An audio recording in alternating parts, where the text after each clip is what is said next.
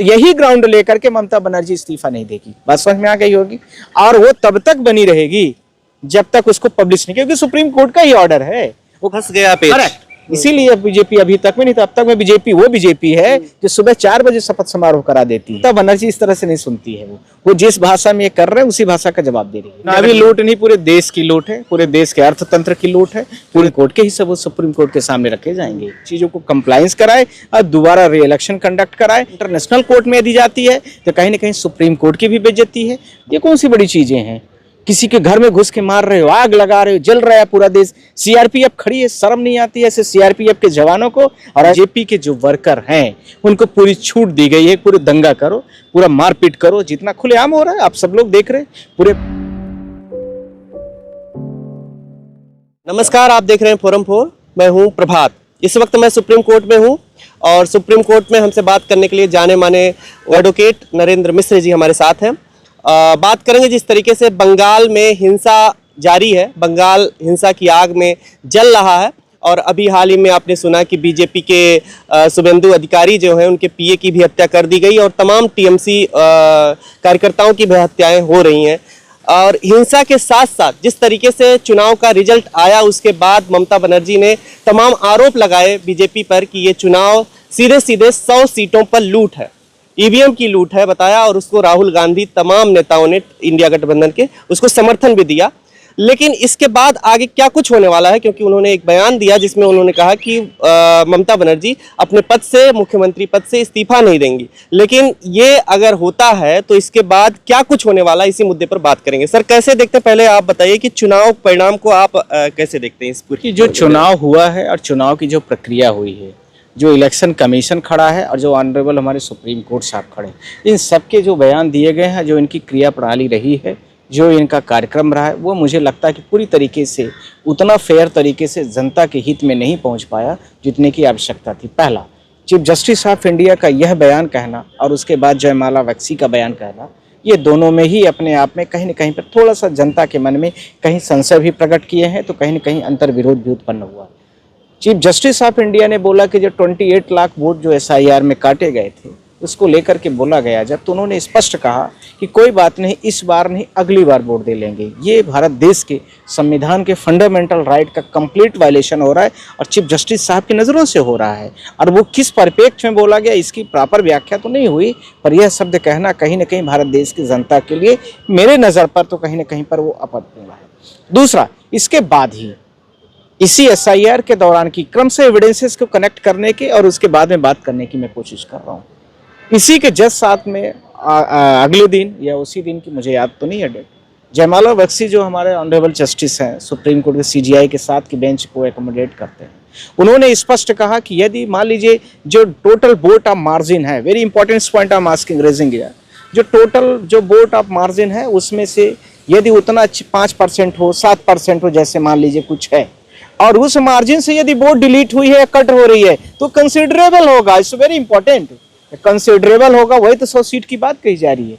और लगभग 100 सीटें ऐसी हैं जिनके बारे में यह बोला गया। कल तो मैंने बहुत सारे स्टैटिस्टिक्स का और ईसीआई का डेटा जो देखा है, उस डेटा से मुझे लगता है कि इलेक्शन कमीशन की जो 100 सीटों को लेकर के टीएमसी ने जो आर्ग्यूड कर रही है या कांग्रेस पार्टी जो अपनी बात कर रही है, उसमें कहीं न कहीं पर ज्यादा वोटों का मार्जिन नहीं है। लगभग 5000, 4000, कुछ कैंडिडेट ऐसे हैं जो ज्यादा भी हो सकता है, पर एवरेज रेशियो में निकालूं तो 5000 के आसपास का आता है।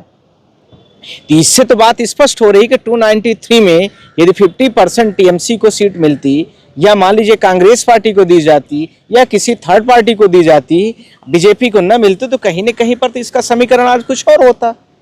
तो चीफ जस्टिस का ही स्टेटमेंट, जयमाला बख्शी जो हमारे सुप्रीम कोर्ट के जज हैं, उनका ही स्टेटमेंट सुन लिया जाए, तो इसके आधार से तो आपको स्पष्ट हो जाता है कि कहीं न कहीं पर गड़बड़ियां हुई हैं। ये तो हो गया कोर्ट के पार्ट का ग्राउंड। अब आ रहा हूं ग्राउंड नंबर जो पॉलिटिक्स का है। जिस दिन से चुनाव हो रहा है उस दिन से आप देख रहे हैं भारत देश में, मुझे लगता है कि यदि पाकिस्तान की जो सीमा रेखा है, उस सीमा रेखा में भी सेनाओं को टोटल काउंटिंग कराई जाए और वहां पर बांग्लादेश में, वेस्ट बंगाल में जो करंट में भारत देश का चुनाव का ज्वलंत मुद्दा है, वहां की टोटल काउंटिंग कराई जाए, तो सरहद से कोई आ सकता है, पर वहां पर वेस्ट बंगाल की सीमा रेखा के अंदर में और जहां जहां पोलिंग बूथ हो रही है वहां पर एक व्यक्ति के लिए 5-5 सिपाही या 5-5 कांस्टेबल या 5-5 सीआरपीएफ के जवान लगा दिए गए। क्या भारत देश में चुनाव करा रहे हैं कि भारत देश के ही अंदर पाकिस्तान से, चाइना या किसी भी कंट्री से तुम वार कर रहे हो? मुझे लगता है कि पुलवामा का हमले का आज तक निराकरण नहीं हो पाया कि कौन आया, कैसे आया, क्योंकि ऐसे ही आर्मियों को एक जगह से दूसरी जगह लगा दिया जाता है और उसके बाद उन सारी सीमा रेखा के जितनी भी सीमाएं हैं, चाहे पूर्वोत्तर सीमा रेखा हो, चाहे उत्तरी सीमा रेखा हो, चाहे पश्चिमी रेखा हो, चाहे मैंगलोर रेखा हो, चाहे इसके साथ में डूरिंग रेखा हो, अफगानिस्तान के साथ में जो टच करती सारी सीमाओं से कहीं न कहीं पर बीएसएफ हो या सीआरपीएफ हो, उन सबको इन्होंने रिकॉल करके इलेक्शन के ड्यूटी पर लगा। इलेक्शन तो खत्म हो गया, अभी भी लगे रहेंगे, आप देखना 1 महीने तक। क्यों? क्योंकि बीजेपी के जो वर्कर हैं उनको पूरी छूट दी गई है, पूरे दंगा करो, पूरा मारपीट करो, जितना खुलेआम हो रहा है आप सब लोग देख रहे हैं पूरे भारत देश में। इस तरह से मुझे लगता है इसके पहले के इतिहास इस तरह से न सबूत दिखाए गए और न हो सकता है कि उस समय के जमानों में इस तरह से नहीं होता रहा होगा, कैमरा सोशल मीडिया का जमाना नहीं रहा होगा, पर भारत देश जिस तरह से जल रहा है वो पूरा देश नहीं पूरा विश्व देख रहा है। मुझे लगता है कि इससे भारत देश के नुकसान के सिवाय और कुछ दिखने वाला नहीं है। ये ग्राउंड की रिपोर्टिंग में इसी का सेकंड पार्ट भी है। जब पोलिंग में जाती हैं विभिन्न प्रकार के बीजेपी को छोड़ के अन्य पार्टीज के कैंडिडेट या करंट रूलिंग पार्टी जो वहां पर बनी हुई है, वहां पर वो देखती है कि उसके कैंडिडेटों को नहीं जाने दिया जा रहा है। इवन चीफ मिनिस्टर जो स्टेट का है, जो इतने बड़े वोटों से जीत रहा है, उसको उसके साथ में मारपीट की जा रही है। आप सीसीटीवी कैमरा जहां का वो एलिगेशन कर रहे हैं जारी कर दो, पूरे भारत देश की जनता मान जाएगी कि ममता बनर्जी झूठ बोल रही है। इसमें कौन सी बड़ी बात है?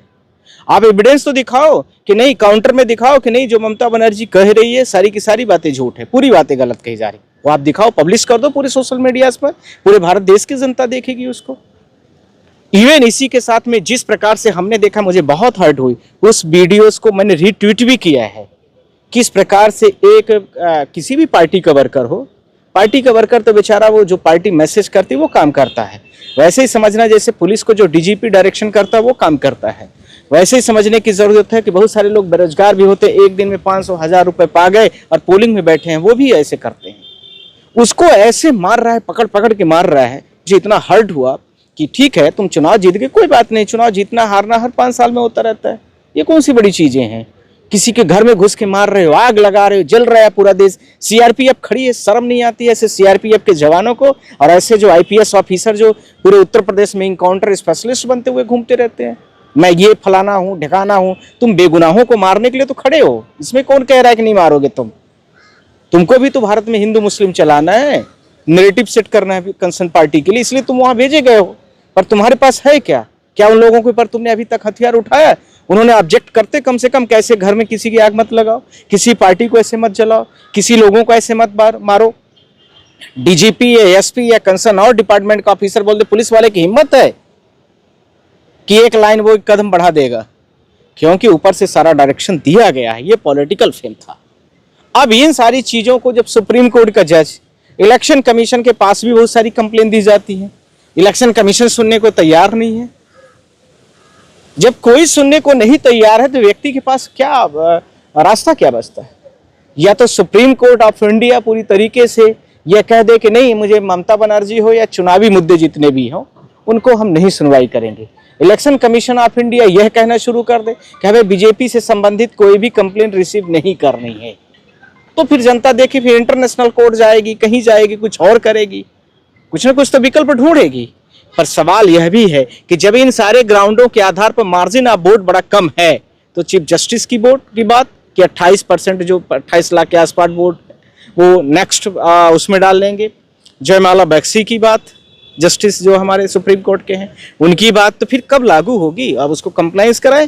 तो फिर यहाँ पर ममता बनर्जी के साथ में वो सुप्रीम कोर्ट में आए और उसके साथ में यह बोले कि जो SIR के साथ वोटिंग कटी है, जो जस्टिस ने बोला हुआ था, उन सारी चीज़ों को कंप्लाइंस कराए और दोबारा री इलेक्शन कंडक्ट कराए, क्योंकि फ्री और फेयर तरीके से इलेक्शन नहीं कराया गया। और जिस प्रकार से बीजेपी ने वहाँ पर मारपीट करी, जिस प्रकार से करा रही है चुनाव के आफ्टर दैट, ऐसे तो भारत देश 1947 से आज़ाद है। मुझे लगता है कि जब डिवाइडिंग लाइन थी 14 अगस्त और 15 अगस्त वाली, भारत के लोग ट्रैक्टरों की टालियों में या ट्रेनों की टालियों में चल रहे थे, लदी हुई लाशें, उस तरह का रूप आप निर्धारित कर रहे हैं। ये किस देश में हम लोग जीते हैं, किस देश में हम लोग रह रहे हैं? ये कोई तमाशा नहीं चल रहा है पूरे देश में। और मुझे लगता है कि सारी पॉलिटिकल पार्टियों को इसमें खुल के बोलना चाहिए। ये इलेक्शन कमीशन ऑफ इंडिया का ये जो रवैया है और जो इस तरह से होम मिनिस्टर का रवैया है पूरी तरीके से गलत है। इस्तीफा ना देने की बात जो कही है ममता बनर्जी ने, तो इससे क्या राष्ट्रपति शासन लागू होगा या फिर इस्तीफा ना देना कोई ज्यादा विकल्प के तौर पर नहीं है? सही नहीं, विकल्प के तौर पर वो तो ठीक है कि अभी सही नहीं है, पर उनके पास दो रास्ते हैं अभी। वो सुप्रीम कोर्ट भी आ सकती हैं। सुप्रीम कोर्ट ये जरूर कह सकती है उनको कि आप पहले जाइए इस्तीफा दीजिए, तब हम आपको सुनवाई करेंगे, क्योंकि सुप्रीम कोर्ट को भी कहीं ना कहीं अपनी ही बातों में फंसने जैसा हो जाएगा। दूसरी बात इसी के साथ में राष्ट्रपति शासन लगाना थ्रू गवर्नर्स, आर्टिकल 164 जो इसमें स्पष्ट तरीके से कहा है, तो वो गवर्नर जो चुनाव हुआ, इलेक्शन कमीशन अपने आके प्रेजेंटेशन जारी करेगा गवर्नर को, थ्रू राष्ट्रपति करेगा कि अब हमने वहाँ पर चुनाव कंडक्ट करा दिया है, हमने जितने भी कैंडिडेट्स जीते हैं उनको सर्टिफिकेट भी इशू करा दिया है। जो डिस्प्यूटेड विधानसभाएं थी उसके लिए भी हमने बहुत सारी चीज़ों को कंक्लूड कर लिया है, इसलिए आप ओथ और जो भी चीज़ें हैं समारोह की चीज़ें उसका आयोजन करिए, ये कहा जा सकता है। अब इसके लिए जो आर्टिकल 164 का एक्सरसाइज करते हुए गवर्नर वहाँ पर जो अभी करंट हुआ है चुनाव उसके लिए बुलाएगी और उसके लिए प्रीति भोज के तौर पर या ऐसे कुछ करके जो बनाया जाता है, जो सबसे लार्जेस्ट पार्टी होगी उसको बुलाएगी और बुला करके उसको शपथ समारोह के लिए आमंत्रित करेगी या अपनी सरकार का गठन करने के लिए आमंत्रित करेगी। ये दूसरी प्रक्रिया होगी। अब आरिफ पर जब तक चीफ मिनिस्टर का पद खाली नहीं होगा तब तक कुछ नहीं होने वाला, यह भी ध्यान रखना है। और ये दोनों बातें तब फंसाई गई है जब सुप्रीम कोर्ट ने बोला कि 28 लाख वोटर अभी इस बार नहीं अगली बार दे लेंगे। ये बड़ा विषय था। ये देखिए उन्हीं की भाषा को मैं बोल रहा हूँ, मैं नहीं कह रहा। ये एक मतलब मुझे लगता है कि यदि 28 लाख वोटर वोट डालते तो हो सकता है कि उसका स्ट्रक्चर अलग हो सकता था, अलग रिजल्ट होते, अलग बहुत सारी चीज़ें हो सकती थी। और वही मैंने आपसे बोला कि वही जस्टिस जमाला बख्शी का भी जो जजमेंट है वो कोट किया गया था कि किसी का भी वोट हम कटने नहीं देंगे, तो वह भी स्टेटमेंट कहीं ना कहीं प्रभावित कर रहा है। तमाम खबरें आ रही हैं कि ममता बनर्जी कह रही हैं कि वो सुप्रीम कोर्ट आएंगी, चुनौती देंगी और साथ ही अगर जरूरत पड़ेगी तो अंतर्राष्ट्रीय कोर्ट का भी रुख कर सकती हैं। तो इसका क्या असर पड़ने वाला? सुप्रीम कोर्ट में क्या उनके पास सबूत हैं जो रखेंगी और यहाँ सुप्रीम कोर्ट से कुछ डिसीजन? मैंने आपको बोला कि सुप्रीम कोर्ट के ही सबूत सुप्रीम कोर्ट के सामने रखे जाएंगे। मैंने अभी आपसे बोला है कि SIR के हियरिंग के दौरान पर उन्होंने जो बोला था वही सबूत और वही सारी चीज़ों को कंक्लूड किया जाएगा। ये बात तो बहुत पहले बोली गई थी। और यह दुनिया के इंटरनेशनल कोर्ट में दी जाती है तो कहीं ना कहीं सुप्रीम कोर्ट की भी बेइज्जती है, भारत के जो प्रशासन तंत्र है उसकी भी बेइज्जती है, और इलेक्शन कमीशन पूरी तरीके से बेनकाब होता दिखेगा। यह पूरी दुनिया को दिख जाएगा। जिस प्रकार से अपॉइंटमेंट करने की प्रोसेस को इन्होंने किया है, जिस प्रकार से इलेक्शन कमीशन ऑफ इंडिया सिर्फ सर्टिफिकेट प्रिंट करने वाला एक ऑफिस बन चुका है। बहुत सारे आपने देखा होगा कि उनके जो पब्लिकेशन नोटिफिकेशन के आते हैं वो बीजेपी के ऑफिस के लोगो लगे होते हैं, सोशल मीडिया में भी आया था। तो ये सब चीज़ें तो प्रूफ ही कर रही हैं कहीं ना कहीं पर। और इस तरह का बयान आना मुझे लगता है कि सुप्रीम कोर्ट को भी कहीं ना कहीं पर इन चीज़ों को कंसिडरेबल हुआ होगा कि यदि ऐसी चीज़ें चल रही हैं तो कहीं ना कहीं पर फ्री और फेयर तरीके से होनी चाहिए। ये देश की आवाज़ है, ये देश की ज़रूरत है। ऐसा नहीं है कि कोई व्यक्ति विपक्ष की पार्टी को होगा तो देश के बाहर का है वो। कोई विपक्ष की पार्टी का व्यक्ति को ही आप ही अपनी पार्टी में बुला लेते हैं। आप उदाहरण देख ले, 10 दिन पहले का उदाहरण उठा लीजिए। जिस पार्टी को आप दिन भर गालियां देते थे उसके सारे MP ही उठा ले गए, 2/3 ही उसका खत्म कर दिए। आपके पास जहां आपके एक कैंडिडेट होता है वहां आप सारी पार्टियों को तोड़ करके अपना चीफ मिनिस्टर बना लेते हैं। क्या दल बदल कानून है? ये सब गरीबों के लिए कानून बनाए गए हैं। मुझे लगता है कि जो देश में कानूनी व्यवस्था अभी जो चल रही है, जिस तरह से वेस्ट बंगाल के मैं आपको उदाहरण दिखाया हूँ, एक महिला को मैं देखा हूँ जो सोशल मीडिया में आया, उस महिला के साथ में कोई फ्लैग लेकर के इतना बदतमीजी कर रहा है। ये क्या संस्कार है बीजेपी का? हम गुंडा राज खत्म, क्या गुंडा राज के तुमने और शुरुआत कर दिया पूरे देश को। आग लगा रहे, जहां तुम जा रहे हो वहां आग लग रही है, जल रहा है पूरा देश। लेकिन यही मुद्दे क्या जनता को समझ में आए? हिंदू मुस्लिम तभी उन्होंने वोट भी किया है, ऐसा लोग कह रहे हैं कि ये मुद्दा भाजपा के लिए सूट भी करता है उस जगह पे। नहीं, बीजेपी के लिए क्या सूट करता है क्या नहीं पूरा देश जानता है और पूरा भारत देश की जनता भी जानती है।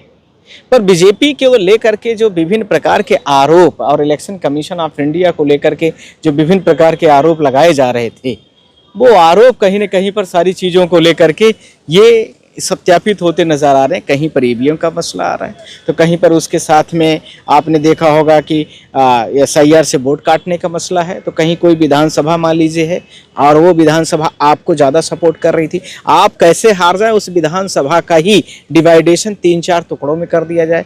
यहाँ का पार्ट उस वाले विधानसभा में डाल दो, इस वाले पार्ट को उस वाले में डाल दो, उस वाले विधानसभा को उस वाले डाल दो, कम्युनिटी डिवाइड कर दो। इस तरह से तरह तरह के जो गुंजाइश होती है वो सबका परिसीमन के नाम पर कर दिया जाएगा। कुछ जो है तो बीएलओ ही नाम काट देगा, शिफ्टेड बोर्ड दिखा देगा कि नहीं आप प्रभात तो यूपी में वहाँ रहते ही नहीं है, प्रभात तो दिल्ली में है, भले आपका सब कुछ वहाँ बना होगा डॉक्यूमेंट्स। तो ये सारे विभिन्न तरीके बीजेपी बहुत स्ट्रेटेजिकल तरीके से काम करती है। इतना मुझे लगता है कि कोई पब्लिक का वायलेशन नहीं करता है, फंडामेंटल राइट्स का कम से कम इतने बुरी तरीके से भारत देश में इसके पहले कभी नहीं हुआ था। क्या ये चुनावी लूट ही है जो चुनावी लूट नहीं, पूरे देश की लूट है, पूरे देश के अर्थतंत्र की लूट है, पूरे देश के लोकतंत्र की लूट है, पूरे देश के जनता के अधिकारों की लूट है। पूरे देश की जनता जिस तरीके से सड़कों में खड़ी है उसका कोई सुनने वाला नहीं, तो मीडिया को सुन सकती है, न कोई चैनल चला सकते हैं। हिम्मत है कोई चला देगा बीजेपी के खिलाफ में, लेकिन चला दे तो 2 दिन 2 घंटे नहीं रहेगी बीजेपी सरकार, और तो और आप बात छोड़ दो, लेकिन 2 घंटा मैंने आपसे क्या बोला, 2 घंटा नहीं खड़ी होगी। चला दीजिए एप्स्टीन फाइल के बारे में, चला दीजिए भारत देश की बेरोजगारी के डाटा, चला दीजिए भारत देश में जो पुलवामा ये दुनिया भर के हमले किए गए हैं, चलाइए सारा, पूरा मीडिया ना गायब ना हो जाए तो बताना अगले दिन से। ये सब मीडिया का कमाल है, चमत्कार है। मीडिया जिसको चाहे उसको ब्रांडिंग कर दे, जिसको चाहे उसको डोमिनेट कर दे। भारत देश में अब यही सब चलने वाला। लेकिन और राज्यों के भी रिजल्ट आए हैं, केरल के आए हैं, वहाँ पे कोई सवाल नहीं उठा रहा है, असम के भी आए हैं। देखिए वहां भी होगा, आप चिंता क्यों कर रहे हैं, धीरे धीरे होगा, क्रम से होगा। पानी का प्रवाह हो रहा है ना, अब आपको धीरे धीरे सब मिल जाएगा। केरला, कर्नाटका तो उनके पास 1-2 बार आए हैं, केरला बचा है, तमिलनाडु बचा है, वहां भी पहुंच जाएंगे, उसमें कौन सी बड़ी चीजें हैं। वो तो पूरे भारत देश में कैसे उनको जाना है उसकी तैयारी वो कर चुके हैं, और कैसे वहां पर सेट करेंगे अपने आप को इसकी भी तैयारी उन्होंने कर लिया है, और सब तैयारियों के साथ वो जाएंगे। जैसे सीआरपीएफ लेके गए हैं, आपको एक इतिहास में एक नाम यदि याद हो, थोड़ा बहुत हिस्ट्री पढ़ी होगी आप सबने, फिरोज शाह तुगलक था। उसने अपनी कैपिटल को, ये पीछे दिल्ली, आप सुप्रीम कोर्ट के थोड़ा सा आगे जाए ना, यहाँ फिरोजाबाद के पास, यहाँ से अपनी कैपिटल को देवगिरी ले जाता है। वो क्यों ले गया था? अब पूरा लांग लश्कर के साथ में लेके गया था। बाद में फेलवर भी हो जाता है, क्योंकि वहाँ दूर में वहाँ पर सबसेट नहीं हो पाती चीजें, बहुत सुरक्षित जगह ढूंढा था वो। ऐसे ही ये भी सब कुछ करेंगे, पर ये चुनाव के लिए करेंगे। जो रीच होगा उसको कैसे करना है, जो उस स्टेट को कैसे अपने कंट्रोल में करना है, अपने कुछ ग्रुप दोस्तों को कैसे देना है, क्योंकि सारे दोस्तों को ही सब चीज़ें मलाई देनी है, और सारी सेंट्रलाइज करके अपने पास ही सारे चंदे आए, अपने पास ही सारी चीज़ें पहुँचे। बाकी जो कुछ बचा खुचा रहेगा सीबीआई ईडी को दौड़ा दिया जाएगा, तुम भी जाओ उसको पकड़ के लाओ, उसको पकड़ के लाओ, अगले दिन वो भी सिलेंडर कर देगा इनके आगे।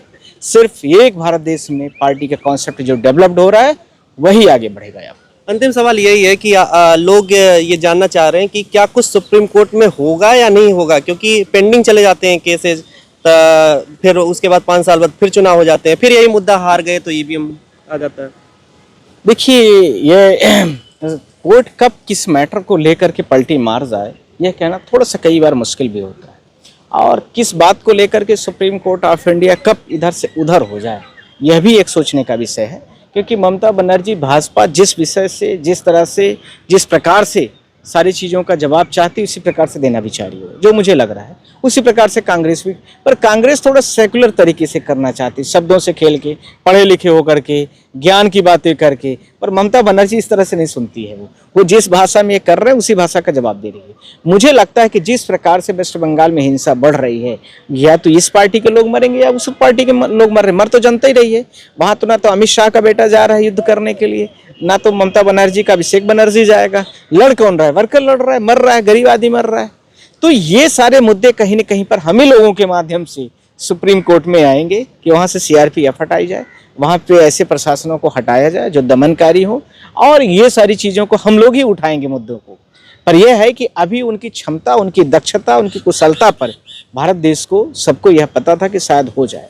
पर जिस प्रकार से सुप्रीम कोर्ट में आएंगे और सुप्रीम कोर्ट इस मैटर को कंसीडर भी करेगी, पर सबसे पहले यही सवाल उठाएगी कि पहले आपने अभी तक क्यों शपथ समारोह जो अपना चीफ मिनिस्टर का पद है, आपने क्यों नहीं इस्तीफा दिया है। यहाँ से सवाल होना शुरू होगा। सरकार बनाने की तैयारियां बीजेपी कर रही है। नहीं, वो करेगी, उसके पास तो सब है, धन तंत्र है, बल तंत्र है, सीआरपीएफ दिख ही रही है आपको, उसके साथ में और तंत्र हैं, मशीनरी तंत्र पूरा लगा हुआ है।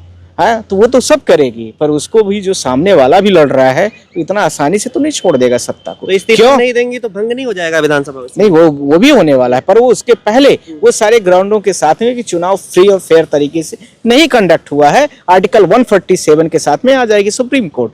और यहाँ पर वो सारी सीसीटीवी फुटेज को जो सुप्रीम कोर्ट ने प्रीवियस ऑर्डर दिया था, आप सबको पता है, सैटरडे की बात है, याद होगा 3-4 दिन पहले, कब चुनाव की डेट कौन सी थी, पोलिंग की 2 तारीख की बात है, मुझे याद है 4 तारीख के पहले। हाँ, 2 तारीख की बात है। 2 तारीख को सुबह यहाँ पर मैटर लिस्ट था और कोर्ट ने बोला था कि 45 दिन तक आप सीसीटीवी फुटेज को नहीं डिलीट करोगे, नहीं डिस्ट्रॉय करोगे, तो उसको पब्लिश कर दे, पूरे भारत देश की जनता देख ले। अभिषेक बनर्जी मांग भी रहे हैं। करेक्ट, यही तो मांग रहे हैं, हर कोई मांग रहे हैं, और यही ग्राउंड लेकर के ममता बनर्जी इस्तीफा नहीं देगी। बात समझ में आ गई होगी।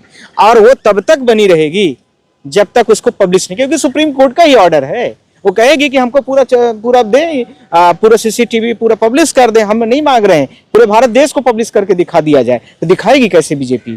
बीजेपी इसलिए नहीं दिखाएगी कि बीजेपी ही शर्मसार हो जाएगी, बीजेपी के ही कारनामे सारे स्पष्ट हो जाएंगे, बीजेपी की चुनावी प्रक्रिया में क्या क्या अंग और अभिन्न अंगों से, तंत्रों से काम किया है वो सब दिख जाएंगे, इसलिए वो नहीं करेगी। मतलब फंस गया पेच। करेक्ट, इसीलिए बीजेपी अभी तक में नहीं, तो अब तक में बीजेपी वो बीजेपी है जो सुबह 4 बजे शपथ समारोह करा देती है। आप सबको पता है, जनता सोती रहती है, बीजेपी का शपथ हो जाता है, पूरा भारत देश जानता तो है। 8 तारीख को जो तैयारी चल रही है वो नहीं हो पाएगी आपको लगा? अब ये तो मैं नहीं कह रहा हूं, पर उसके पहले बहुत कुछ होने वाला है। यदि वो सीसीटीवी फुटेज नहीं जारी करेंगे तो चीफ मिनिस्टर से के पद से वो नहीं हटेगी। मैं अभी बोल रहा हूँ, दोबारा भी यही बहुत बहुत शुक्रिया सर हमसे बात करने के लिए। आपकी क्या राय है इस पर कमेंट करके जरूर बताइएगा। देखते रहिए फोरम 4। नमस्कार।